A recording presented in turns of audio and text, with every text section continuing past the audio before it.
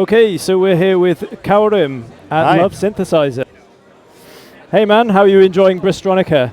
Yeah, I'm enjoying it very much. At this point, a lot going on, a lot of noise, a lot of sound going on. So yeah, welcome to the first Love FM Synthesizer again. Correct. Since we saw each other at Superbooths, a few things have been added here, like this kind of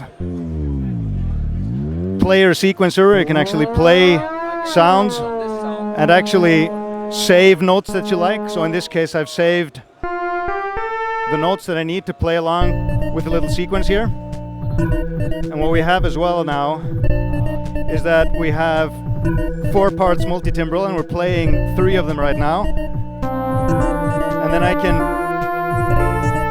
play the 4th, either on this instrument or on my keyboard. And is it sort of multi-touch? Could you press 2 notes at the same time? Yeah, I can even make a little bit of a... If you stop this.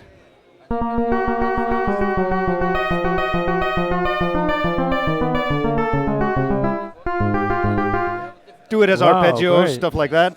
And so a lot of, yeah. Sorry. And the sequence is also new as well, right? Yeah, That's the a new sequencer, addition. or we've developed the sequencer a lot. The sequencer and kind of this kind of player interface has gone through a lot of development since last time. What's also fun is to just start a little bit of a simple sequence on one timbre that I have here. So now I'm back into the FM view for this particular sound, for this particular part. And what we've developed a lot as well is just the way we use the knobs. We've gotten a lot more functionality in that. For instance, I can, like last time, add another point in time here and say,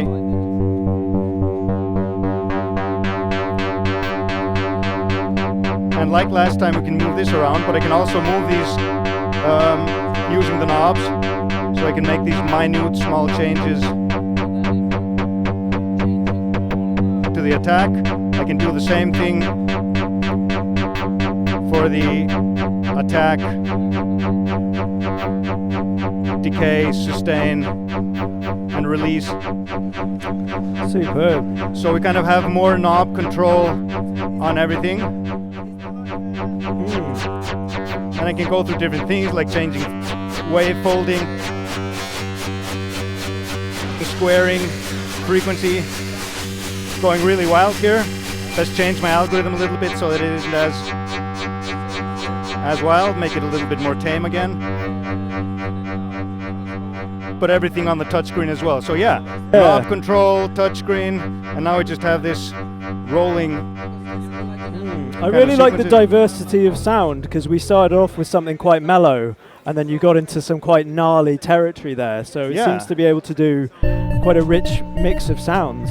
Yeah, and I think like we just released a bunch of sound samples on our website, and I think they show a lot of variety from like very kind of cute birdie type sounds and bells and stuff like that to just really kind of rough and tasty bass type things that are more kind of what people want from their FM sets, grindy. right? Yeah. And what, in terms of I/O, I don't know if we talked about it last time, what do people have at the back in terms of inputs and outputs? So right now we have just 2 mono outs, left and right, for the audio. We have MIDI in, 5-pin DIN MIDI in. We have MIDI through as well that can be changed to MIDI out, but we're not using that a lot yet, but that is in development as well. It's USB powered. So that's what's happening now on these prototypes. But the next step of development is really going through the hardware here, maybe making it a little bit sleeker, deciding what buttons we need, if we need more buttons, if we need fewer, and kind of finalizing that, but working from this space, deciding on things like headphone amps and headphone out and more I/O. So that's the next part in development. I see, great. And do you have any kind of perspective plan when it might be released, when people might be able to get their hands on it? So our plan is that hopefully early to mid next year we will have some kind of, whether it be crowdfunding or pre-sale or some way to kind of gauge interest and get the sales going, with the hopes of delivery before the end of next year, but somewhere, you know, around that point. So that's our plan at the moment, with a price point that we imagine will end up somewhere between 500 and 700 euros, but we're hoping to get it as low as we can. But it's going to be, you know, it's going to be dependent on kind of, are we making this in small supplies or small runs or bigger?